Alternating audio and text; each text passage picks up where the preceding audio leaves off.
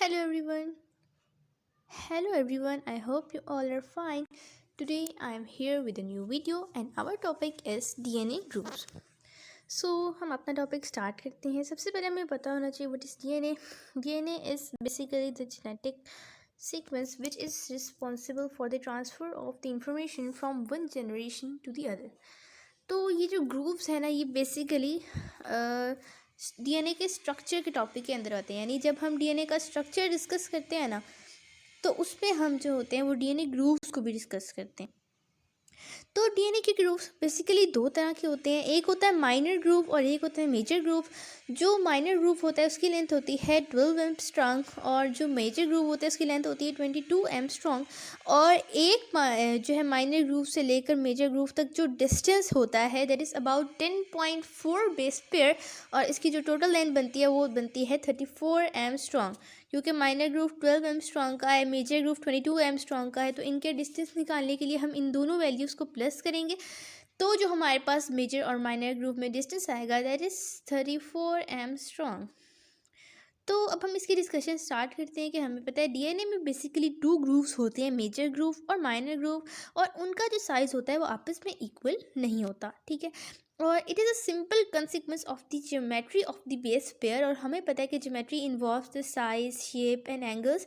And जैसे कि हमने पढ़ा कि जब हम ज्योमेट्री स्टडी करते हैं या फिर डीएनए का स्ट्रक्चर स्टडी करते हैं तो उसमें हम देखते हैं कि किस तरह से डीएनए में दो तरह के ग्रुप्स पाए जाते हैं. तो उसके बाद जो हम अगली बात करते हैं वो हम एंगल्स की करते हैं कि the angle eight which the two sugars protrude out from the base pair I the angle between the glycosidic bonds. यानी जो डीएनए में दो ग्लाइकोसिडिक बॉन्ड बन रहे हैं ना, वो 120 डिग्री सेंटीग्रेड का भी बन सकता है और 240 डिग्री सेंटीग्रेड का भी बन सकता है. ठीक है. और हमें पता है ये हम एक दो बेस पेयर्स की बात करें. और हमें पता है जब हमारे पास डीएनए होता है उसके अंदर डिफरेंट बेस पेयर्स एक दूसरे के ऊपर स्टैक्ड होते हैं. यानी जो डिफरेंट न्यूक्लियोटाइड्स होते हैं, हर न्यूक्लियोटाइड में एक एक बेस पेयर है. वो न्यूक्लियोटाइड सारे जो है वो एक दूसरे के ऊपर स्टैक होते हैं. तो हमारे पास पूरा जो होता है एक डीएनए स्ट्रैंड बनता है. ठीक है. तो वो पूरा स्ट्रैंड जब स्टैक हो जाएगा तो उसमें अब जो बड़ा एंगल है, ठीक है, वो हमारा मेजर ग्रुप बनाएगा और जो छोटा एंगल है वो हमारा माइनर ग्रुप बनाएगा. जैसे कि यहाँ लास्ट में लिखा हुआ है कि as a result as more and more base pair stack on the top of each other the narrow angle between the sugars on one edge of the base pair generates the minor group and the large angle on the other edge generates a major group. ठीक है. तो इस तरह से जो हमारे sugars के दरमियान एंगल बनता है वो हमारे मेजर और माइनर ग्रुप बनाता है. यहाँ पे हमने एटी और जीसी के जो है वो दो माइनर और मेजर ग्रुप की साइड दिखाई हुई है. ठीक है. ये आप देख रहे हैं कि ये हमारा एडिनाइन और थायमिन के दरमियान एक बॉन्ड बना हुआ है. ठीक है. Amino bond. तो इसके हमने जो माइनर ग्रुप साइड है वो येलो कलर में शो की गई है और जो मेजर ग्रुप साइड है वो ऑरेंज कलर में यहाँ शो की गई है. उसके बाद हम इसी डायग्राम को मज़ीद आगे अगर डिटेल में लेके जाते हैं तो हम सबसे पहले यहाँ पे पढ़ते हैं एटी बेस पेयर. यानी एटी बेस पेयर के हम मेजर ग्रुप के बारे में पढ़ते हैं. तो इसके मेजर ग्रुप के बारे में जो इसमें बेसिकली जो स्ट्रक्चर एक्सपोज है ना, एक्सपोज का मतलब होता है जो बाहर की तरफ निकली हो चीज़ें. ठीक है. तो हम जो expose structures of the major group of AT base pair अगर हम पढ़ें तो उसमें हमारे पास जो होते हैं वो 4 हमारे पास एक्सपोज चीज़ें आती हैं. जो पहली चीज़ है वो हमारे पास है हाइड्रोजन बॉन्ड एक्सेप्टर.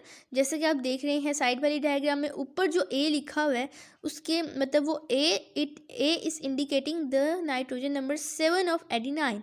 ये आप देख रहे हैं ना, दो रिंग्स बनी हुई है. एक के अंदर लिखा हुआ है ब्लैक कलर में ए, वो एडिनाइन है, और दूसरे के अंदर टी लिखा हुआ है वो थायमीन है. ठीक है.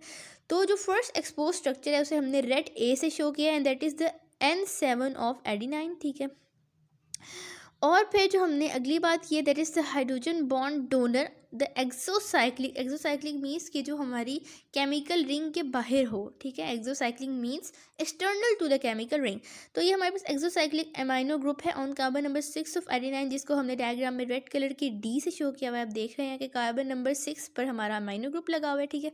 और ये डोनर इसलिए है, हमने ये बात याद रखनी है कि हमें पता है कि नाइट्रोजन के अंदर जो होता है वो एक लोन पेयर ऑफ इलेक्ट्रॉन्स होते हैं. इसीलिए जब भी हमारे पास अमाइनो ग्रुप आएगा तो हम उसके साथ हाइड्रोजन बॉन्ड डोनर का वर्ड यूज़ करेंगे. ठीक है. और इसी तरह हमारे पास जो है वो एक थायमीन का कार्बोनाइल ग्रुप है कार्बन नंबर 4 पे, जिसे हमने दोबारा जो ऊपर थर्ड नंबर पे ए लिखा हुआ है, that is indicating the carbonyl group on carbon number 4 of thymine. और जो लास्ट पे हमारा एक्सपोज स्ट्रक्चर है that is the bulky hydrophobic surface, और hydrophobic means water heating, and this is the methyl group on carbon number 5 of thymine, ठीक है, जिसको हमने एम से इंडिकेट किया है। तो ये जो हमने एब्रीविएशंस दिया ना, यानी नाइट्रोजन नंबर 7 को ए कहा है, जो हमारे पास एक्सोसाइक्लिक अमाइनो है उसे हमने डी से इंडिकेट किया है, कार्बोनाइल ग्रुप को हमने जो है वो ए से फिर इंडिकेट कर दिया, और मिथाइल ग्रुप को हमने एम से किया। तो ये जस्ट हम एब्रीविएशंस बना रहे हैं कि ताकि हमें पता लगे कि राइट हैंडेड और लेफ्ट हैंडेड स्ट्रक्चर क्या है, ठीक है। तो अब ये आगे मैं बताती हूँ आप लोगों को कि जैसे कि हमने ये सारे हमने डायग्राम में देख लिए कि किस तरह से एक सीक्वेंस बना हुआ है, उस सीक्वेंस को हमने शॉर्ट एब्रीविएशंस के फॉर्म में बना लिया कि जो AT बेस पेयर के एच पे जो मेजर ग्रुप है उसका स्ट्रक्चर है ADAM। तो हमारे पास हमने ये खुद ही से याद रखना है कि ए किसको इंडिकेट कर रहा है, डी किसको इंडिकेट कर रहा है, ए किसको इंडिकेट कर रहा है, एम किसको, जिस तरह हमने पॉइंट बाय पॉइंट पढ़ा है कि हाइड्रोजन बोर एक्सेप्टर है, डोनर है, फिर एक्सेप्टर है, हाइड्रोफोबिक सरफेस है, ठीक है। ये है ADAM और ये राइट कन्फिग्रेशन है, ठीक है। यहाँ पे अब अदर फीचर्स वो बताते हैं कि अगर इसकी कन्फिग्रेशन उल्टी हो जाए तो ये ADAM से रिवर्स होके MADA बन जाती है, ठीक है। जैसा कि यहाँ हम पढ़ लेते हैं कि there are characteristic pattern of the hydrogen bonding and of overall shape that are exposed in the major group that distinguishes an AT base pair from the GC base pair. यानी AT और GC दोनों तो different हैं ही। AT का जो है major group वो अलग तरह का है और GC का मेजर ग्रुप जो है वो अलग तरह का है, ठीक है। लेकिन सिर्फ ये बात नहीं है कि हम AT और GC में ही डिफ्रेंशिएट कर सकते हैं। It is possible to differentiate between AT and TA, यानी रिवर्स कन्फिग्रेशन को भी हम डिफ्रेंशिएट कर सकते हैं, क्योंकि सारी हमने जो बॉन्ड्स या फिर जो एक्सपोज स्ट्रक्चर थे उनको हमने एक अल्फ़ाबेटिक फॉर्म में लिख लिया, और जब वो अल्फ़ाबेटिक फॉर्म अगर उल्टी हो जाएगी इसका मतलब है कि वो स्ट्रक्चर राइट से लेफ्ट हैंडेड हो गया। तो यहाँ पे जैसा कि लिखा हुआ है लास्ट लाइन में कि in such a code ADAM in the major group signifies AT base pair, यानी अगर राइट हैंडेड कन्फिग्रेशन है तो हमारे पास ADAM आएगा स्ट्रक्चर में, और अगर वो रिवर्स होकर MADA बन जाता है इसका मतलब है वो TA बेस पेयर को इंडिकेट कर रहा है, ठीक है। अब हम GC बेस पेयरिंग को जो डिस्कस कर लेते हैं उसमें भी इसी तरह से कि हमने एक्सपोज स्ट्रक्चर सारे याद रखने हैं। जो फर्स्ट है वो है hydrogen bond acceptor and that is present at the N7 of adenine. फिर हमारे पास हाइड्रोजन बॉन्ड एक्सेप्टर है at the carbonyl group on carbon number 6 of guanine. Hydrogen bond donor है at the exocyclic amino group on carbon number 4 of cytosine. Exocyclic हमने पढ़ लिया कि it means external to the chemical ring. और आखिर पर हमारे पास a small non polar hydrogen है, ठीक है, and it is present at the carbon number 5 of cytosine as you can see in the diagram with the red H we have indicated this, ठीक है। तो AADH इसकी right handed configuration को indicate करती है। फिर वही जो हमने पहले बात की कि AT और TA को हम आपस में डिफ्रेंशिएट कर सकते हैं, इसी तरह हम GC और CG को भी डिफ्रेंशिएट कर सकते हैं यूजिंग द अल्फ़ाबेटिक कन्फिग्रेशन, जिसमें हमने एक्सपोज स्ट्रक्चर्स को नेम दिया। यानी ADDH AADH जब रिवर्स होकर हमारे पास HDAA बन जाएगा, इसका मतलब है कि जो मेजर ग्रुप है वो राइट हैंडेड से लेफ्ट हैंडेड कन्फिग्रेशन में आ गया है, ठीक है। और इस तरह से हम ये भी पढ़ लेते हैं कि in all the cases this code of chemical groups in the major group specifies the identity of the base pair. यानी कन्फिग्रेशन जो भी हो, जो हमारा मेजर ग्रुप का काम है वो यही है कि वो हमारे पास बेस पेयर्स को जो होता है वो स्पेसिफाई करता है, और इसी स्पेसिफिकेशन के लिए हमने उसे स्पेसिफिक नाम दिए हैं। कि जो हमने देखा कि गुआनिन का नाइट्रोजन नंबर 7 को A का नाम दे दिया, कार्बन नंबर 6 ऑफ गुआनिन में जो कार्बोनाइल ग्रुप था उसे हमने A का नाम दे दिया, और एक्सोसाइक्लिक अमाइनो ग्रुप को हमने D का नाम दे दिया। तो इस तरह से ये हमारी specificity of the base pair को शो करने के लिए होता है सारा सिस्टम। उसके बाद हमारे पास एक टर्म आ जाती है which is DNA binding proteins. तो DNA बाइंडिंग प्रोटीन्स बेसिकली वो प्रोटीन्स होती हैं जो कि हमारे पास नॉर्मल बात करें तो उसको हम वो प्रोटीन्स लेते हैं जो कि हमारे पास मेजर और माइनर ग्रुप को रिकग्नाइज करने में हेल्प करती हैं, और ये DNA के डबल हेलिक्स को ओपन नहीं करती बल्कि उसे ओपन किए बगैर ही उसे वो स्ट्रक्चर को मेल्ट कर देती हैं, या फिर उसके अरेंजमेंट से इंटरेक्ट करती हैं, ठीक है, और या फिर उसके डबल हेलिक्स को डिस्टर्ब करती हैं, और इन तरीक़ों से जो है वो हमारे सीक्वेंसेस को रिकग्नाइज करती हैं। फिर हम माइनर ग्रुप की एक लिमिटेशन पढ़ लेते हैं कि माइनर ग्रुप का चूंकि साइज़ छोटा होता है इसलिए उसके अंदर ज़्यादा अमाइनो एसिड अकोमोडेट नहीं कर पाते, और दूसरी बात कि उसमें ज़्यादा केमिकल इन्फॉर्मेशन साइज़ की वजह से नहीं होती, और केमिकल इन्फॉर्मेशन नहीं होती इसकी वजह से ही वो हमारे बेस पेयर्स में ज़्यादा डिस्टिंग्विश नहीं कर पाता। जैसा कि हमने मेजर ग्रुप में देखा कि कैसे वो स्पेसिफिसिटी को इंडिकेट कर रहा था ना, हर एक बॉन्ड को, हर एक बेस पेयर की उसने स्पेसिफिसिटी को इंडिकेट किया है due to the larger size. लेकिन माइनर ग्रुप के स्मॉल साइज़ की वजह से उसमें ना ही केमिकल इन्फॉर्मेशन है और ना ही वो बेस पेयर को डिस्टिंग्विश कर पाता है।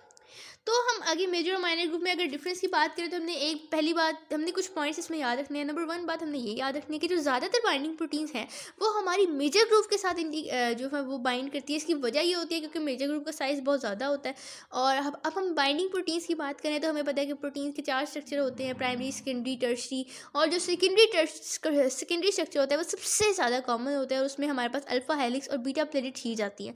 तो मेजर ग्रुप में ज़्यादातर बाइंडिंग प्रोटीन्स इसीलिए बाइंड करती हैं क्योंकि मेजर ग्रुप में इतनी मतलब बहुत ज़्यादा साइज़ होता है कि वो आसानी से अल्फ़ा हेलिक्स और बीटा प्लेटेड शीट्स, दूसरे लफ्ज़ों में वो आसानी से सेकेंडरी स्ट्रक्चर प्रोटीन्स को अपने अंदर जो है वो बाइंड करा सकती हैं, अपने अंदर फिट करा सकती हैं। और दूसरी बात वही हमने जो स्पेसिफिसिटी की कि वो चारों बेस पेयर में डिफरेंस जो है वो हमें बता सकती हैं, ठीक है। और फिर हम ग्रुप्स की अगर बात करें तो हमारे पास ग्रुप्स बाइंडिंग ड्रग्स आते हैं, ठीक है, जिन्हें हम इंटरकलेटर्स के साथ कंपेयर करते हैं। और ये जो हमारे पास ग्रुप बाइंडिंग ड्रग्स हैं they almost all bind in the minor group and are usually somewhat 80 specific. ये जो ग्रुप्स बाइंडिंग की प्रोटीन है हमेशा हमने याद रखना है एमसीक्यूज़ के लिए कि ये माइनर ग्रुप के साथ तो जो है वो अटैच होती हैं, ठीक है। और हमारे पास कुछ बाइंडिंग प्रोटीन जो है वो माइनर ग्रुप के साथ किस तरह अटैच होती हैं, वो डीएनए को अनवाइंड करके भी अटैच हो सकती हैं। ये हम नॉन स्पेसिफिक प्रोटीन्स और कुछ स्पेसिफिक प्रोटीन्स की बात कर रहे हैं, वो अनवाइंड भी कर सकती हैं और उन्हें बेंड भी कर सकती हैं। इस तरीके से वो जो है माइनर ग्रुप के साथ अटैच होंगी बाइंडिंग प्रोटीन्स, ठीक है। तो अब हमने इसमें एक वर्ड है इंटरकेलेटर्स। तो इंटरकेलेटर्स का मतलब होता है कोई ऐसी चीज़ जो कि किसी मतलब डीएनए का एक प्लेनर स्ट्रक्चर है ना, तो उस प्लेनर स्ट्रक्चर के अंदर कोई मॉलिक्यूल इंसर्ट हो जाता है तो उस मॉलिक्यूल को हम कहते हैं इंटरकेलेटर्स। और इनका फंक्शन बेसिकली ये होता है कि they stop the normal function. For example कि डीएनए रेप्लिकेट कर रहा है तो कोई इंटरकेलेटर अगर आके किसी ग्रुप के अंदर अटैच हो जाता है माइनर ग्रुप के अंदर, तो रेप्लिकेशन थोड़ी देर के लिए स्टॉप हो जाएगी, ठीक है। और फिर हम जो है उसमें जो चेंजेस हैं या जो भी प्रोसेस है हम उसको ऑब्जर्व कर सकते हैं। इसी तरह अगर हम कैंसर सेल्स को स्टडी करना चाह रहे हैं तो हमें पता है कि कैंसर सेल्स तो इतनी जल्दी से रेप्लिकेट हो रहे होते हैं। तो ये इंटरकेलेटर्स हमारे लिए हेल्प करते हैं कि वो जाके माइनर ग्रुप में यानी कैंसर सेल का जो डीएनए है उसके माइनर ग्रुप में जाके अटैच हो जाते हैं और फिर वो उसकी रेप्लिकेशन को रोक देते हैं और फिर हम इजीली जो है वो कैंसर सेल्स को स्टडी कर पाते हैं using the fluorescent techniques. Next पे हम पढ़ लेते हैं कि ये जो ओवरऑल स्ट्रक्चर है डीएनए का, इसमें कौन कौन सी फोर्सेस इन्वॉल्व है। तो फर्स्ट पे स्टैकिंग इंटरेक्शन है और स्टैकिंग इंटरेक्शन दो फोर्सेस के दरमियान है, हाइड्रोफोबिक फोर्सेस के दरमियान और वंडरवॉल फोर्सेस के दरमियान। और इसका फंक्शन ये है कि ये ओवरऑल डीएनए के स्ट्रक्चर को स्टेबलाइज करते हैं और उसमें जो एनर्जी जो हमारे पास कंज्यूम होती है वो हमारे पास 16 to 61 किलो जूल पर मोल है for each adjacent base pair, ठीक है। और हमने यहाँ पे हाइड्रोजन बॉन्डिंग की बात की, हमें पता है कि जो दो बेसिस के दरमियान होता है वो एडिशनल स्टेबलाइजेशन को हेल्प करता है, डबल हेलिक्स को स्टेबलाइज करने में हेल्प करता है, ठीक है। हाइड्रोजन बॉन्ड हमें पता है कि जो दो स्ट्रैंड्स हैं उनमें जो बेसिस है उनके दरमियान बनता है जिसकी वजह से हमारा डबल हेलिक्स आपस में इंटैक्ट रहता है, आपस में मजबूती से अटैच रहता है। उसमें जो एनर्जी हमारे पास है वो हमारे पास 8 to 12 किलो जूल पर मोल है। एंड पे हमारे पास इलेक्ट्रोस्टैटिक फोर्सेस हैं। इलेक्ट्रोस्टैटिक फोर्सेस मतलब कि जो चार्ज की वजह से जो फोर्सेस होती हैं उसे हम इलेक्ट्रोस्टैटिक फोर्सेस कहते हैं, ठीक है। और ये भी हमारे पास स्टेबिलिटी और कॉन्फ़िगरेशन ऑफ डबल हेलिक्स में हेल्प आउट करती है। तो उसके बाद हम डीएनए बाइंडिंग प्रोटीन्स की हमारे पास दो टाइप्स है जो कि हमने अभी पढ़ी हैं डीएनए बाइंडिंग प्रोटीन्स, ठीक है। तो उसकी दो टाइप्स हैं, एक है नॉन स्पेसिफिक और एक है स्पेसिफिक। जो हमारे पास non specific DNA binding proteins है ना, वो हमारे पास बेसिकली उनका फंक्शन ये है कि वो हमारे पास डीएनए को एक कम्पैक्ट स्ट्रक्चर दे रही हैं, ठीक है। क्योंकि उनके पास क्योंकि ये जो बाइंडिंग प्रोटीन्स है वो नंबर 1 इलेक्ट्रोस्टैटिक हैं और नंबर 2 वो शेप रिकग्नाइजेशन में हेल्प करती हैं, ठीक है।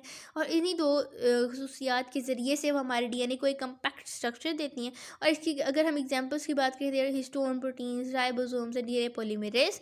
और हिस्टोन प्रोटीन जैसा कि हमने पढ़ा भी है, अगर आप लोगों को पता हो कि न्यूक्लियोसोम एक डीएनए का स्पेसिफिक स्ट्रक्चर है जो कि हिस्टोन प्रोटीन्स के जरिए से फॉर्म होता है। तो इस तरह हम बात करते हैं नॉन स्पेसिफिक बाइंडिंग प्रोटीन्स की। और स्पेसिफिक बाइंडिंग प्रोटीन्स वो होती हैं जो कि हमारे पास रेगुलेशन में हेल्प करती हैं, और इसका दूसरा नाम रेगुलेटरी प्रोटीन्स भी होता है। और इनको रेगुलेटरी प्रोटीन्स इसलिए कहते हैं क्योंकि ये डिफरेंट फंक्शंस में हेल्प करती है, for example transcription, regulation, replication and repair.